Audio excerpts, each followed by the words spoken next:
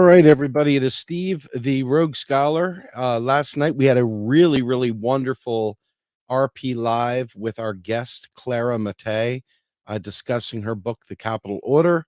We will be producing that RP Live for replay. It was a webinar in the near future, so look forward to seeing that.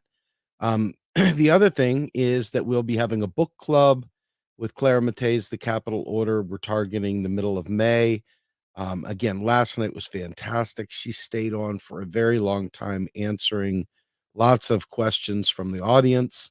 And I really feel like it was a fantastic experience. So if you were able to attend, by all means, let us know in the comments your thoughts on the RP Live. Today's conversation, though, is going to be about the walls closing in. And it's like more so the feeling of the walls closing in. Pretty much everywhere you look, there is a hyperbolic, hair on fire assessment of what's going on in the world. And it's led by people in many ways, shape, or form, many ways that don't understand the issues entirely. And it can really bring you down. It can really bring you down. I was talking with a friend this morning about the event last night and what it meant for labor and what it meant for society as a whole in the political landscape. And in the end, it just was very obvious that we are trapped by our peers as the establishment uses every known strategy to keep us completely distracted and frantic and unable to tell right from wrong, unable to discern truth from fiction. And we're trapped by it.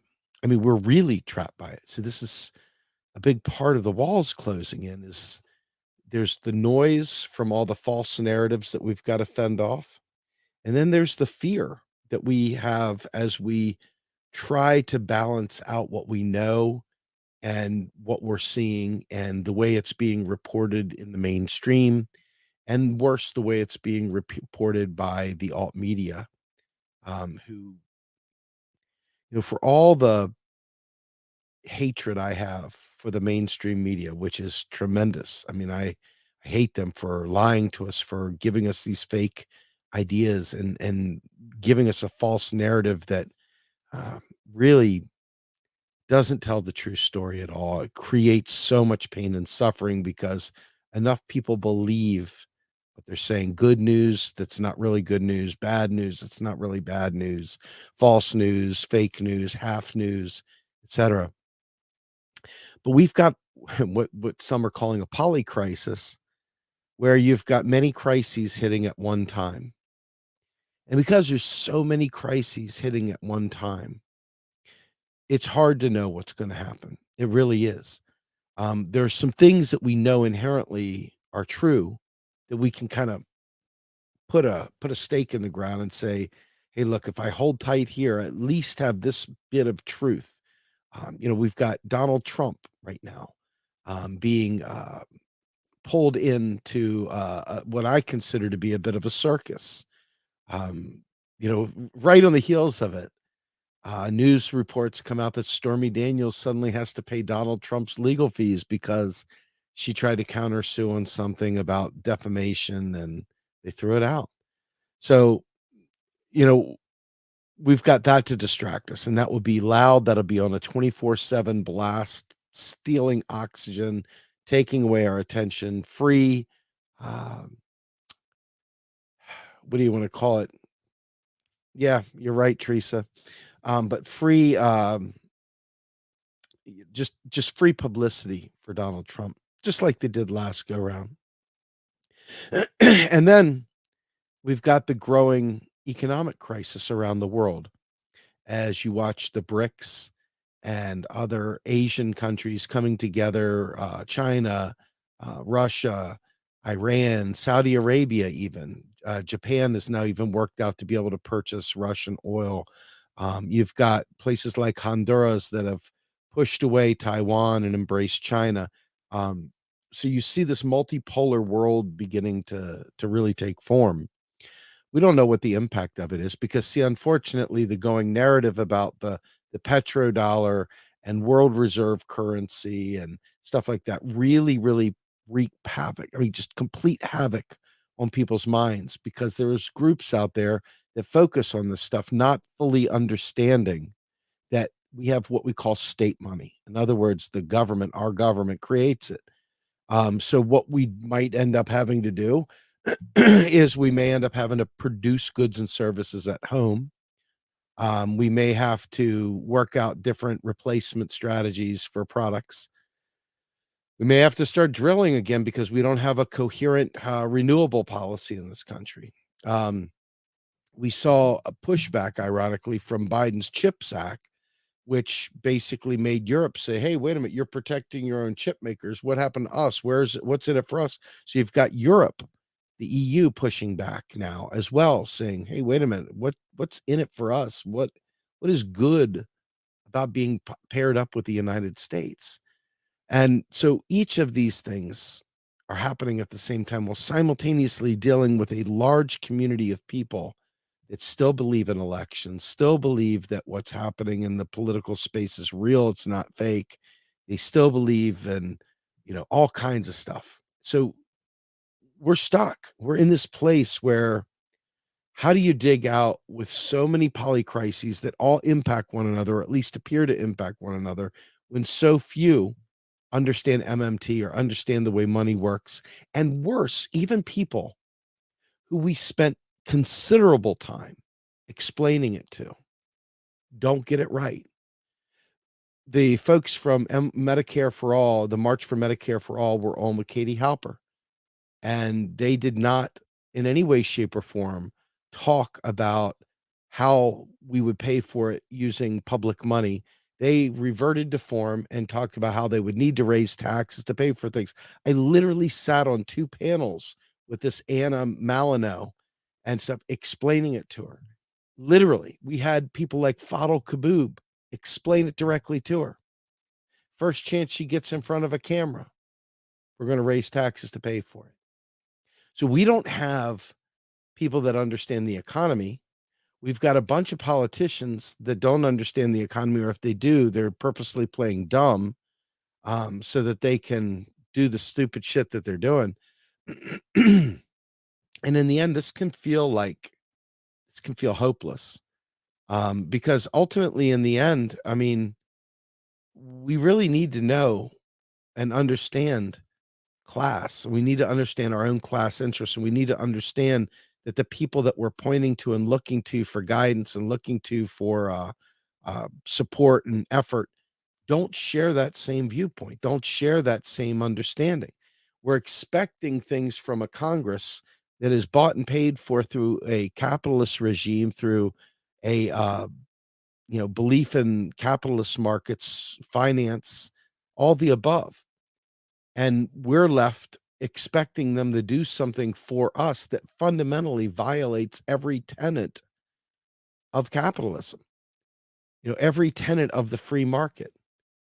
Like I said, when Joe Biden issued the bill for the CHIPS Act, he was by extension protecting and building microchips, transistors, all kinds of different semiconductors and stuff like that here in the United States. And for groups outside this, they saw that as protectionism. Okay. And protectionism is antithetical to the free market, which is thus antithetical to the whole framework that our nation tends to put out there. We have failed to do the things we needed to do for so long that now we've got to dig out of the hole that we're in, our country is in, that our infrastructure is in. We've got to do all these things. We've got to deal with a climate crisis that no one's actually taking seriously. We've got to deal with wars that are going on all over the world. We got to deal with a oil crisis now as the Saudi Arabian government and OPEC have decided to cut oil production, which we should be able to celebrate, right? We should be able to celebrate that. They're going to cut it by 1 million barrels a day. But guess what? By them cutting it, it's going to drive inflationary pressures up once again. Okay.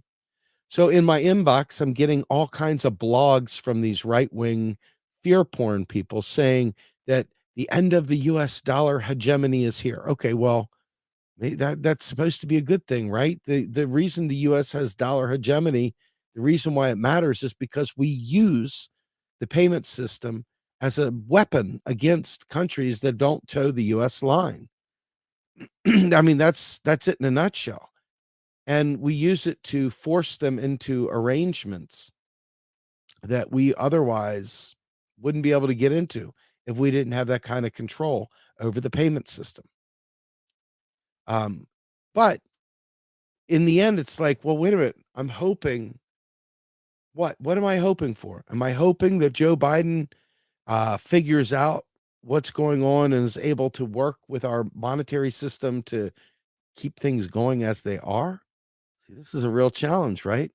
It's like, who wants their family to suffer? Who wants people to go through even more pain as things go wrong? So where do you fall? Well, you can clearly see most people are not ready for any kind of revolution. You can see most people can't be bothered to learn the stuff so that they can kind of clear the noise out. You can see that a huge batch of our friends are more than happy to create as much noise as they can, which ultimately blocks out the truth. We're trapped. The walls are closing in, and we don't have a friend. We don't have a friend in high places. We don't have anything but each other. And we don't get along. No one gets along. And the few that do get along don't understand the system.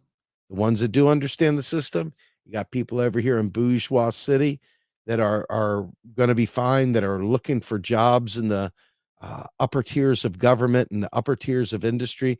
And then you got the rest of us schmucks down here at the bottom that are desperate, that are worried about keeping our homes, worried about getting our health care taken care of, worried about everything because our lives are in severe precarity. We're so divided up. Our class interests are so much a schism right now that without educating people, without building up popular support for the truth, we don't stand a chance. And again, there is so much information that we don't know, so many ways of looking through the facts and stuff and coming up with an analysis. And yet the analysis that we're left with typically is, oh my God, the US dollar, the end of the dollar. What does that even mean? What does it even mean to have the quote unquote end of the dollar? I mean, the end of dollar hegemony? Again, we all talk about wanting to end the empire, to stop the empire, but that has a lot of fallout, doesn't it? It's not the rich that are going to suffer. They're going to still live in their nice houses. They're gonna still drive their nice cars. They're still going to eat their sherbet out of their twin sub Z's. They're still going to have everything that they want and need without any problem whatsoever. No, the fallout, my friends, is going to come and it's going to sweep those of us at the bottom away. That's the real story. That's always a story. The poor always left carrying the bags for the rich, whether it be proverbially or whether it be in reality. We are left at the end of the rope. We're the ones that when push comes to shove, when the lifeboats are filling up, we're still trapped under deck with the gates locked. We're the ones that are always used as cannon fodder. We're the ones they send to the front line. We're the ones that they send to charge through the brigade. We're the ones that they send out into minefields, and we're the ones that get mowed down. We're the ones that they set up for failure in schools and build their, public school to private prison pipeline. We're in a position where we're the ones that are always paying the heaviest price for all the fuck ups that go on around us. And we're trained mentally to believe we deserve it. We're trained mentally believe that there's nothing that could be done, that we're powerless. And there's a part of me that says, maybe accepting our powerlessness is a good thing, right? Maybe accepting our powerlessness in this framework is a good thing because we stop thinking that somehow or another, if our hair is on fire and we create more noise, that suddenly it will make things better. But in reality, the government is serving who it's intended to serve, and that's capital. It's not serving you and I.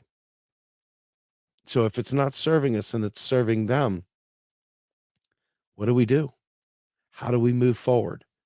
How do we as people survive these polycrises, especially when we don't even know what the real problem is because we're too busy listening to full cups and people that are part of the disinformation industrial complex, if you will, right? I thought about it last night, and in Clara's book, The Capital Order, she talks about two different groups in the latter part of the book. She talks about Winston Churchill and a parliamentarian system, and she talks about Benito Mussolini and the black shirts and the Italians and the austerity. And when you look across two totally separate seeming groups, two totally different kinds of government, in the end, somewhere up here, they meet in the middle at the top, and austerity becomes the way of the land. Because in the end, all these different groups protect the top earners, protect the rich, protect the property owners, um, protect the folks that need the least protection. And in a way, they should need the most protection because there's such a small group of people. And you would think that these contradictions, that this attack, if you will, on us little guys, you would think that that would be enough to make people stop saying that it's our hard-earned tax dollars and start realizing that if you can send $2 billion to Ukraine overnight without thinking about it, without doing a fundraiser drive to come up with the funds to send 2 billion over there, okay? I mean, think about what 2 billion is. It's very small amount of money. I mean, you couldn't buy half of the Washington football team Commanders for that. I think they're going to sell for 6 billion. So 2 billion isn't that much in the grand scheme of things. But yet we can't even get healthcare. We can't get Medicare for all. We can't get our student debts wiped out. We can't get any of this done.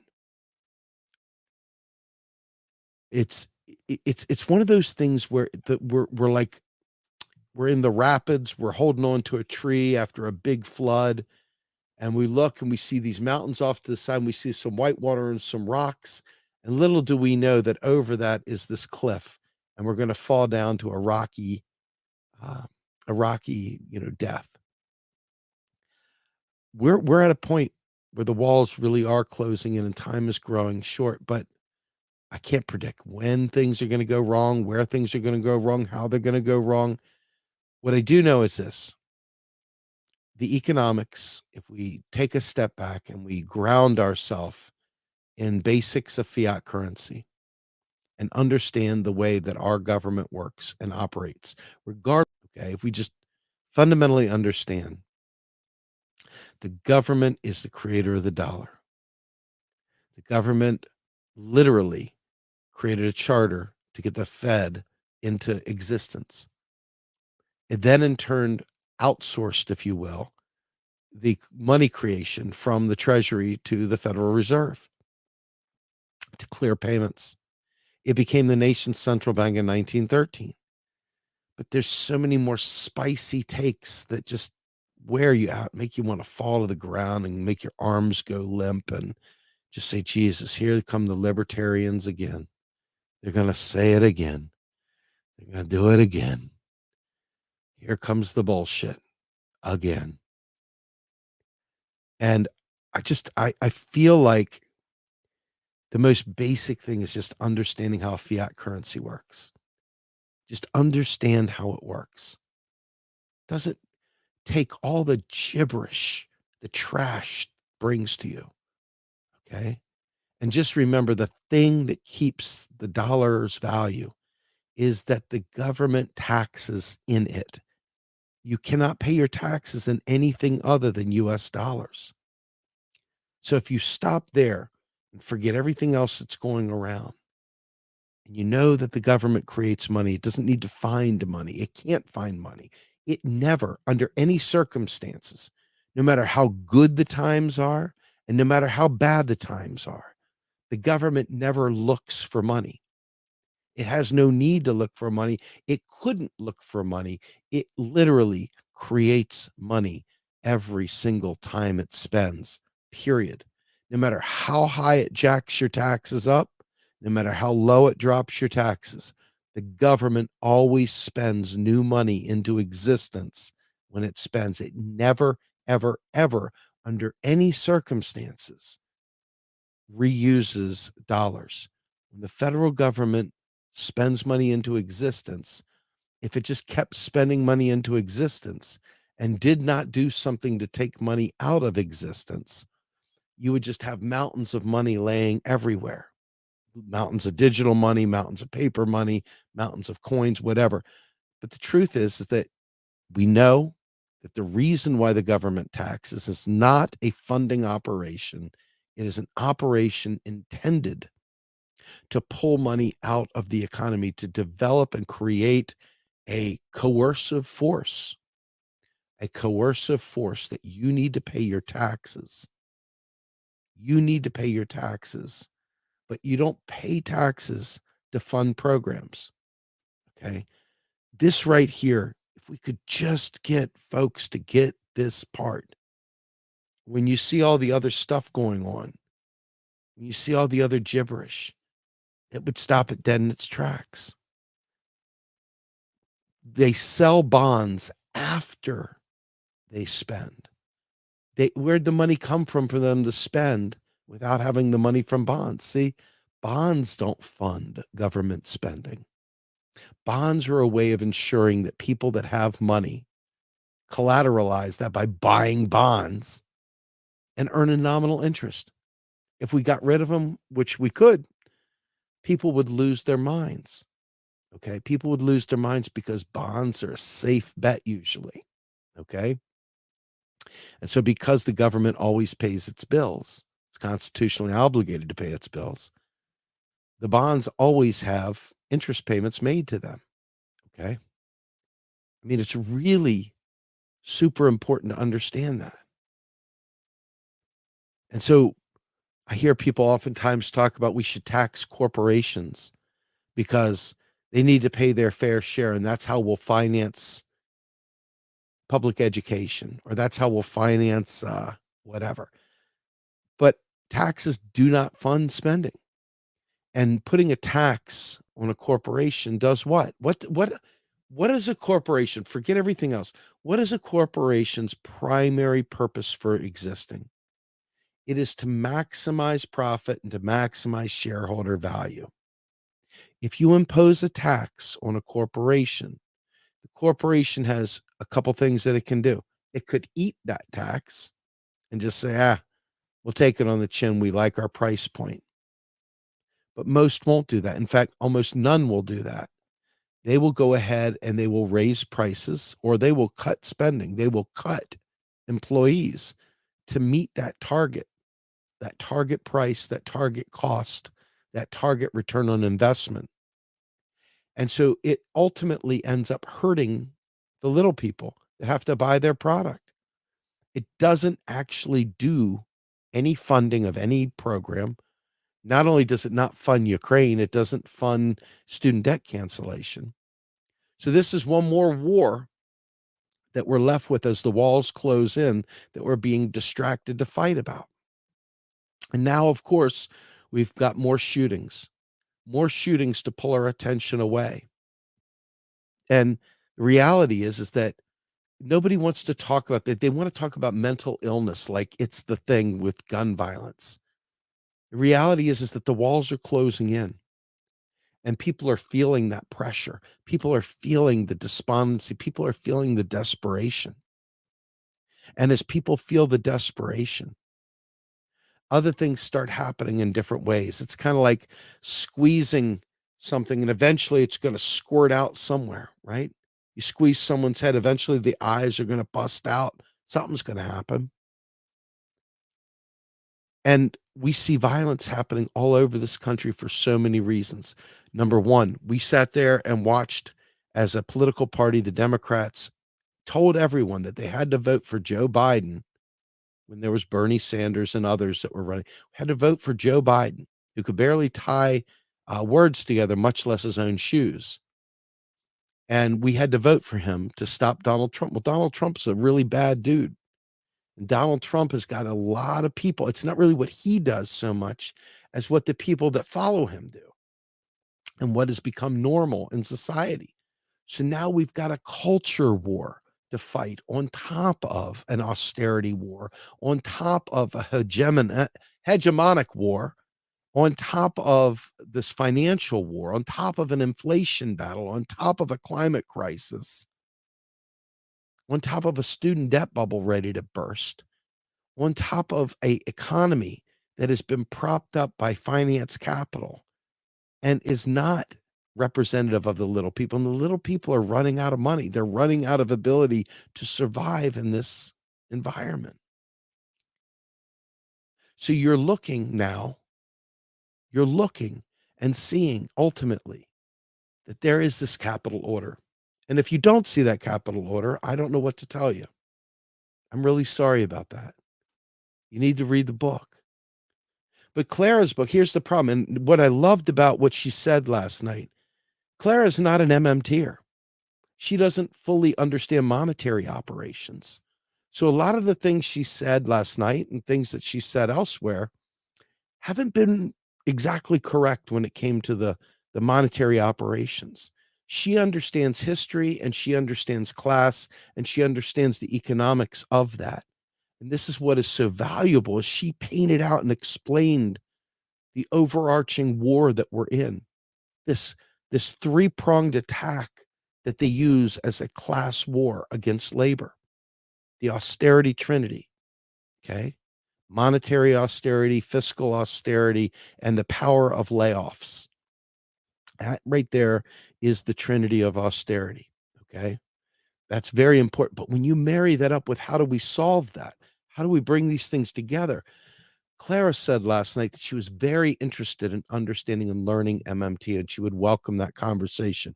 And I think we've put enough pennies in the jar that hopefully she'll listen to what we have to say and that we can have a really strong ally on this converged austerity capital order MMT side, a leftist perspective, a leftist means of organizing around fiscal and monetary truth so that we can then in turn teach each other and then we can build a popular movement to actually take back the power. I mean, let's be fair. This is all very, very hard to fathom coming true. It's all very, very hard to fathom coming true because, first of all, everybody fancies themselves to be clever, fancies themselves to be, holding this unique knowledge. And so no one will blend, no one will merge, no one will take the time and say, hey, listen, I understand socialism, but I admit I don't understand federal finance. Boy, oh boy, wouldn't that be amazing if that was, and then the people on the other side say, hey, listen, I understand monetary operations, but I really don't understand class struggle. Can you help me understand this? If we could marry that together, the understanding of class analysis and the understanding of the monetary system, the walls that are closing in on us would not bother us as bad because we would have ideas and we would have solutions. We would have ideas and we would have solutions. Okay. But we cannot get people that are not MMTers to listen to the MMT story so they understand monetary operations. And it looks like a lot of MMTers aren't interested in fully understanding the class dynamic. They're interested in their own things. They've got their own angle. But down below the oligarchs is the working class. There's the bourgeoisie, of course, but there is the working class. There's the proletariat. There we are. There we sit without power, but with childlike adherence to belief that we can vote our way to better. And it's like all I can envision is Tiny Tim running up going, more, please, more, please. Or like your dog that sits at your foot, hoping to God you drop some crumbs from your potato chips on the floor for them to eat. This is the dumbing down of our country and the dumbing down of everything. People don't have a clue, couldn't put two ideas together, couldn't string a sentence together about monetary operations. having ideas and thoughts about monetary operations. You know what I'm saying? Like, just think about that. They have no idea about monetary operations. They have no idea and understanding of how to operate a fiat currency, but they have more to say on it than people that do. And it's crazy. So, how do we bring those factions together so that we can not only understand how the economics works, but understand how to structure society with a class analysis and understand the tactics that we need to take as a revolutionary force to exact demands? Because we're not, folks, sorry, I'm just going to cut to the skinny on this. I can't take it anymore. We're not voting our way there. We're not voting our way there. Please know this. I'm sure you've got local races in your community that are very important, and those people are crazier than crazier than crazy. And if you don't support whatever you've got to do in your backyard in that small town district and those local races, you're going to get screwed, because that's really going to be where it really hurts. But you need to understand where the money starts. It starts at the federal level. It doesn't start at the state level. It doesn't start with businesses, and it doesn't start with banks. Banks provide credit. They don't provide new, fresh money. They provide bank credit that's denominated in US dollars, because banks have charters from the federal government that allows them to do that. Okay. We need a lot of banking reform. We need to make banking boring again. But people have all these hot takes that aren't grounded in reality and ultimately mislead so many more of our people. And they won't listen to any counter narrative whatsoever. And if they do, because they're so programmed to think that if you say anything about banks that's not kill the banks or not whatever, that you're a bank apologist. This is how stupid the debates have gotten. The idiocy is on steroids. Okay. We're watching privatization occur like mad. We're watching huge moneyed interests buying up farmlands, huge money interests buying up lots of properties, houses, you name it, apartments, condominiums, open land. We're watching all of the world get bought up by the highest bidder.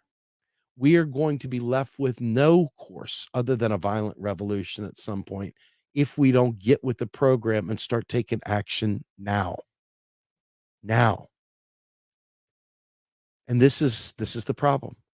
Who wants to step up?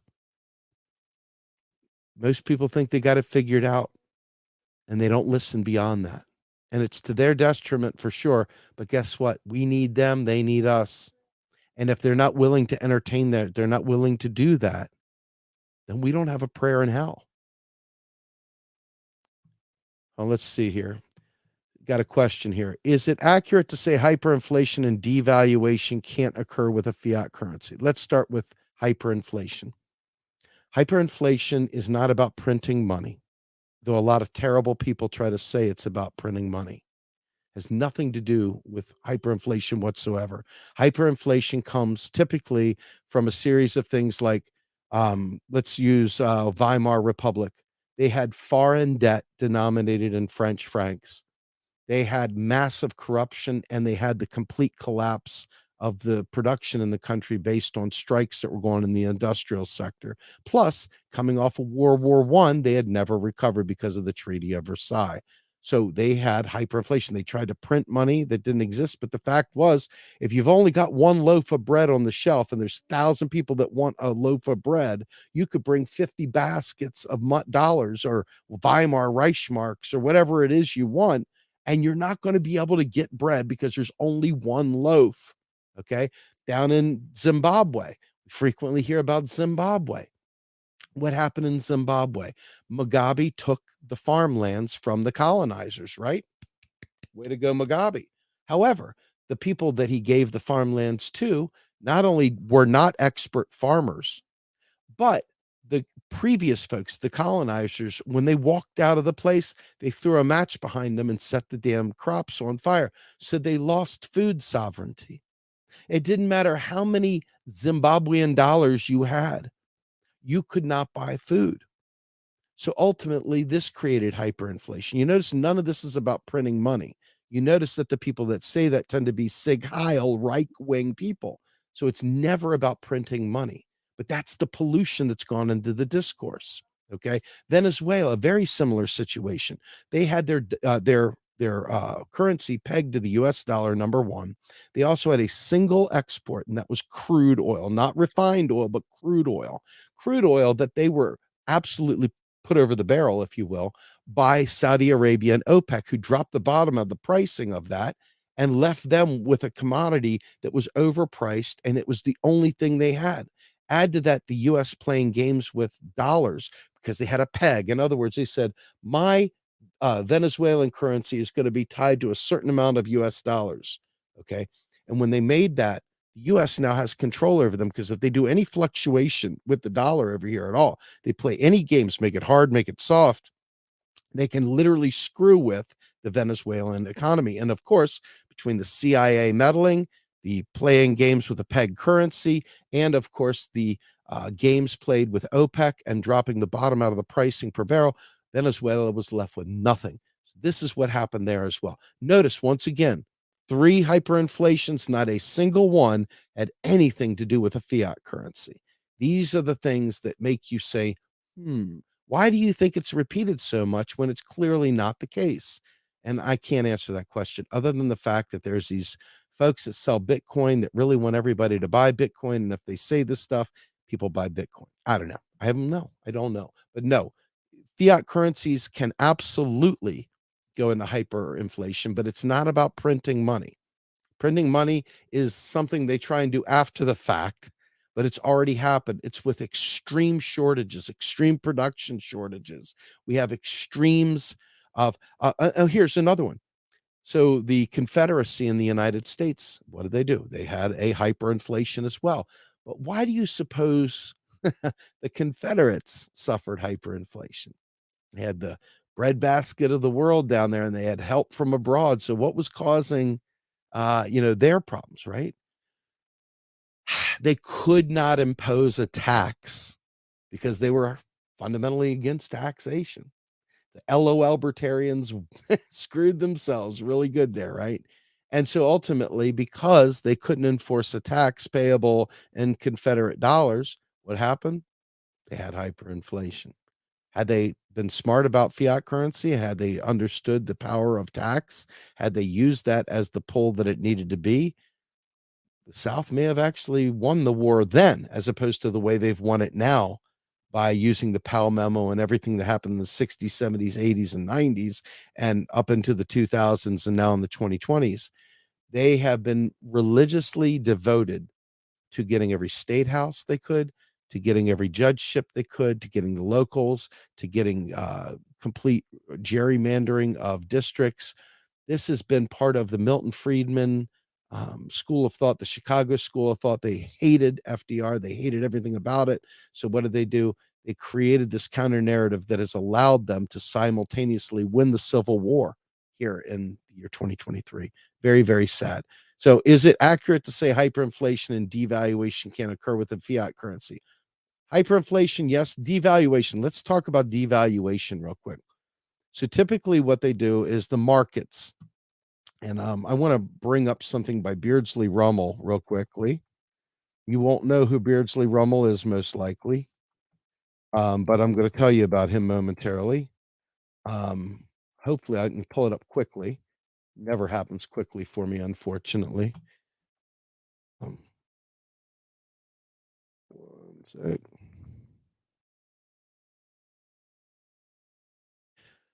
So I'm going to go ahead and bring this up here, share my screen. Okay, I'm going to try to. Something's blocking me. Hopefully, I didn't stop streaming. Something clearly has. Let's see what's going on. Oh, there we go. We're back. Okay, so I'm going to try and take this and share it.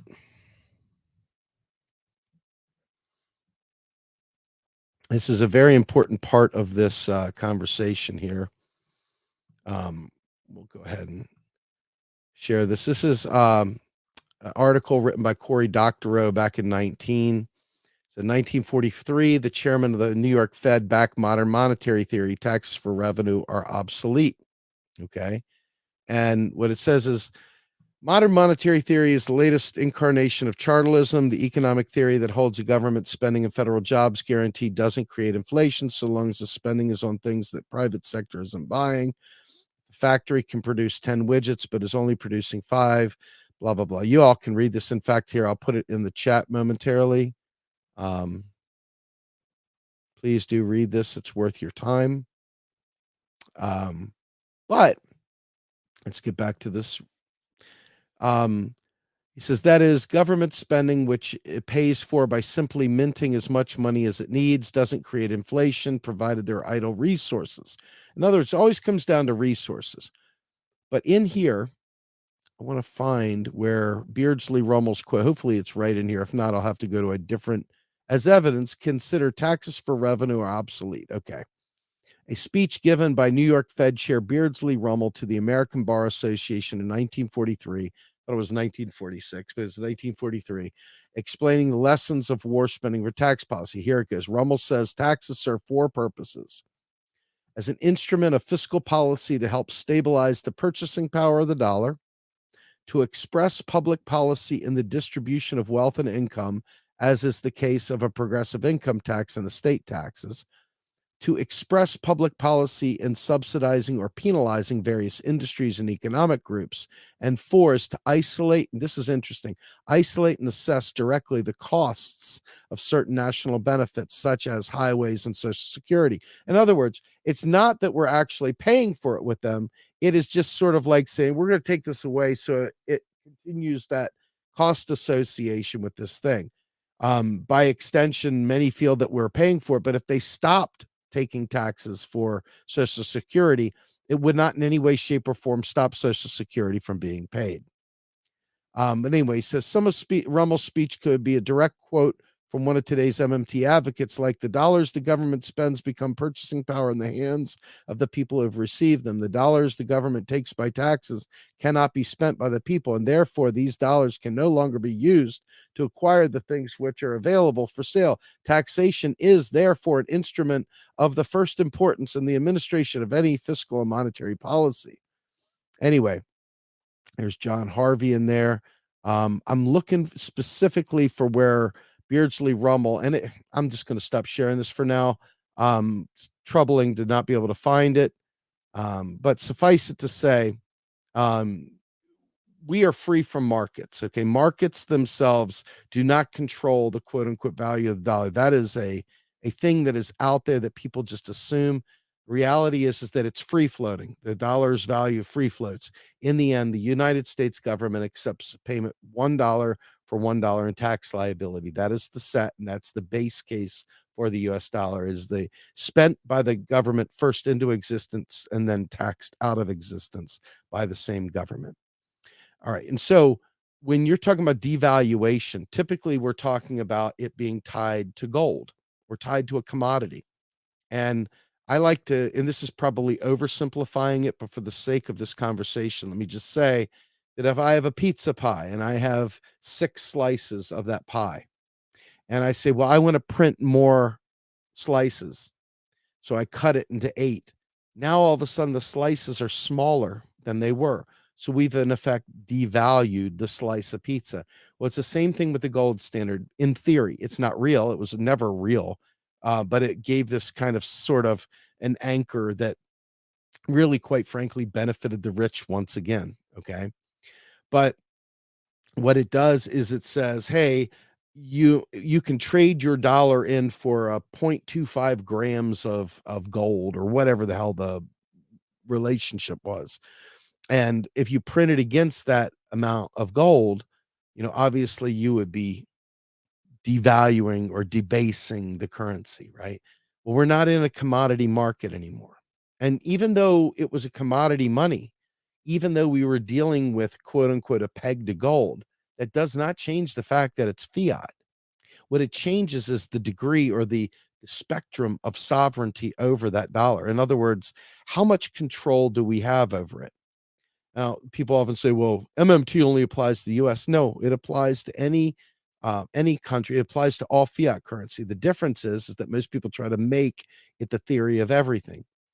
What it ends up saying is, look, hey, you know, over this stretch of time, we have gotten energy sovereignty, we've got food sovereignty, we've got value-added production sovereignty, we've got energy grid, we've got infrastructure, we've got supply chains, we've got all this stuff. We don't need as much from the outside as the outside needs from us, okay? Well, the US has tremendous production capability. However, the United States in its largesse leveraged its empire to extract cheap imports forever. So our ability to steal from the global south, our ability to strong arm other countries into giving us what they want, well, that's falling apart. We saw that with Saudi Arabia and OPEC basically telling Biden to go fuck himself when he came there to tell them to not cut production or to ease up production. But Biden screwed the pooch when barrels of oil were at $60 a barrel. He didn't do that. He didn't replenish the reserves of our oil here. But in reality, we could have done so many other things. We could have chosen to move directly to renewables, and this would be largely game, set, match. We'd be out of it. We would be energy independent completely. But because we're not energy independent and because we end up having to use so much foreign oil, just simply because it's the nature of the beast, we are very much impacted by the price of oil because everything is oil based. Every single thing is oil based, whether it be lubricants, whether it be paints, whether it be fuel, whatever, glass. I mean, petroleum products are used in plastics. It's used in everything.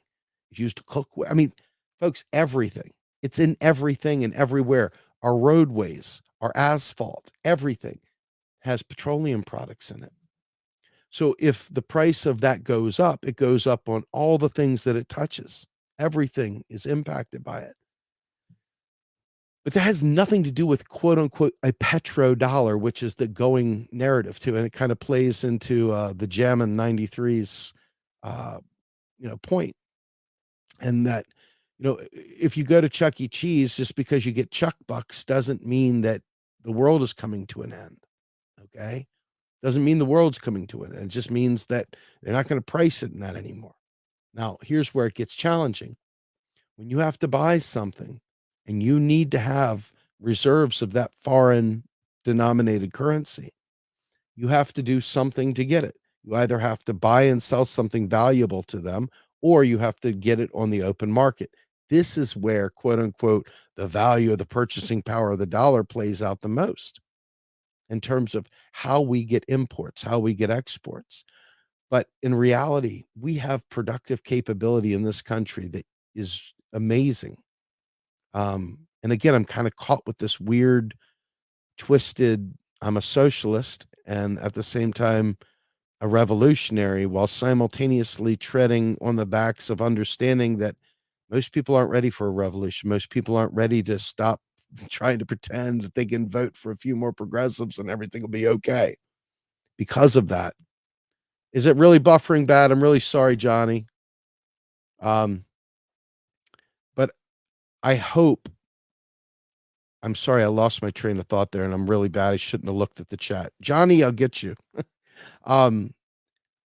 Because petroleum is in everything, because we didn't take care of our home base, because it will raise prices, and because we're not energy independent in that way, we are going to have to bring some stuff back home, and we're going to have to worry about trying to make society as a whole buy American. I mean, when Joe Biden took office a couple years back and he had his first State of the Union, what did he do? Joe Biden sat there and told everybody that China was our biggest enemy.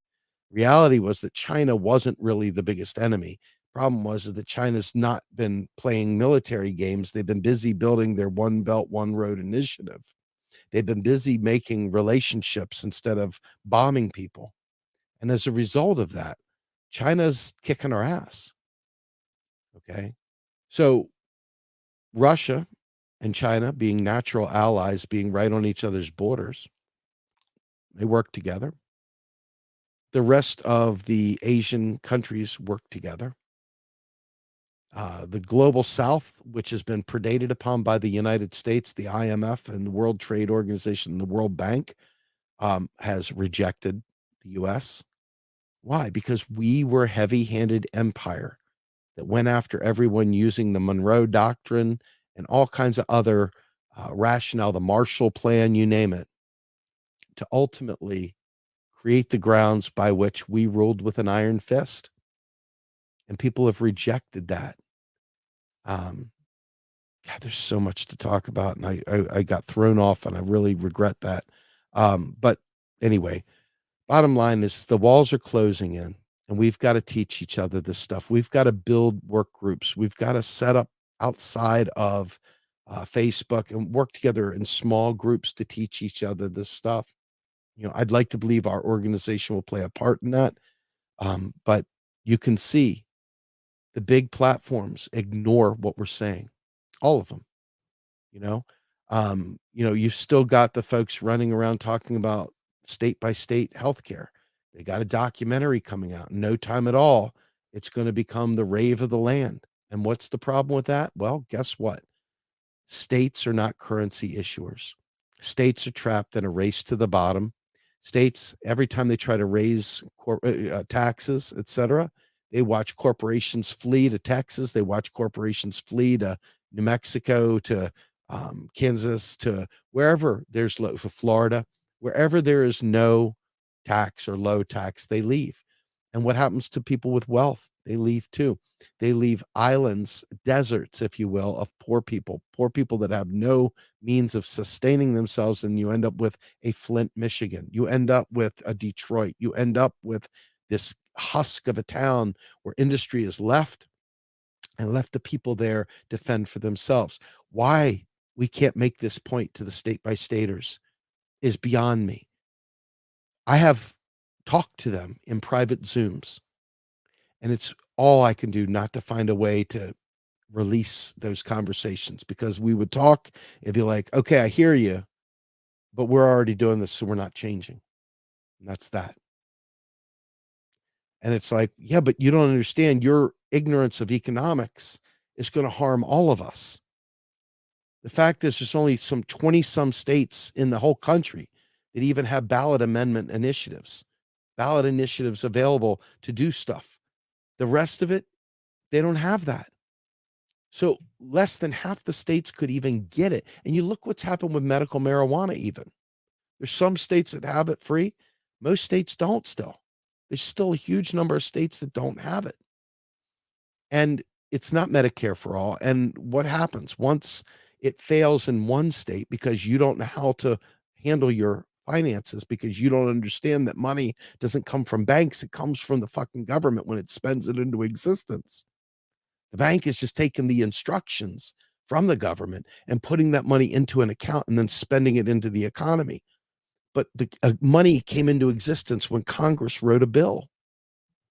It didn't come into existence just because somebody brought out a keystroke and said, okay, now it's official. Now we put it into an account. The money came into existence when it was created as law. See, law is what money is. Money was created by law. It's not just a social relationship. I wish it were just a social relationship. It's beyond that. It is a law that has real consequences, and everything that it can do and is baked into it is a law. So think of money as a patent, as a law. It's way more than a means of exchange, a medium of exchange. I've got like 5 minutes left before I got to get back to work. I hope you guys recognize that, yes, there's a lot of there's a huge amount of crises going on at once right now. But if we can focus on the engine that does all this, and that's the monetary system, focus on understanding the real way it works, not the cool kid at the fire pit, not the bar stool, right? Really figure out the right way. And I can tell you about it. And I've tried to tell you about it here as low level as I could without getting in the weeds. But suffice it to say, the government creates money when it spends, it taxes it out when it taxes, and we can do great things, but we have no control because we have no access to the halls of power. We must do something to make them hear us. We must do more than just tell people they're crazy for not voting for Biden. We must do more than just tell them that they're crazy for thinking that you can do something outside of politics. We got to stop telling people they're crazy for trying to organize outside of the duopoly. We got to stop telling people they're crazy and start embracing it and leaning into it, because it's not going to change on its own. Anyway, please do me a favor. We are donating 50 copies of Clara Matei's book. It's about $1,000 to the first 50 people that sign up that need it, by the way, not just everybody, but if you need it, we'll give you a copy of Clara Matei's book when you sign up for our book club. Should be in May. We also secured a 40% discount on the print edition. So if you'd like to pick up a print edition, we got 40% off. That'll be in the registration. You'll be able to see the link and the code for all that. It takes a lot of money to do these things, not just because, the platforms and the stuff, but because we're giving the books away. Why? Because we think it's more important that people learn this stuff and then become a force multiplier. Okay. So every time you donate to our work, we're putting it into action. We're giving it back. So please consider becoming a monthly donor. Please consider becoming part of our family, our organization. And with that, for those people that are out here and that stuck with us the whole time, I want to thank you so much. If you have not already subscribed, please, please, please like and subscribe. It is the only way we get past the throttling that YouTube does to us. We've got almost 14,000 subscribers, and we're lucky if we get 60 or 70 viewers. And that's on the high end because of the games they play. So please subscribe, hit that button, turn on notifications, help share the word, help us get new people here. I don't think anybody else is talking about the things we're talking about. If they are, I'd love to work with them too. I know there are a few out there that do different things, but there's enough differences between what they're saying and what I'm saying to merit some offline conversation, because they're not one and the same. And I don't want to get in a position where I'm supporting something that's incorrect, all in the name of getting along. I want to do the right thing because we have an opportunity right now to get it right. So with that, I'm Steve Grumbine. I am the Rogue Scholar. I go live Monday, Wednesday, Friday at noon Eastern time here. We also have a Macro and Cheese podcast that is released at 8 a.m. on Saturday mornings. And with that, I am out of here.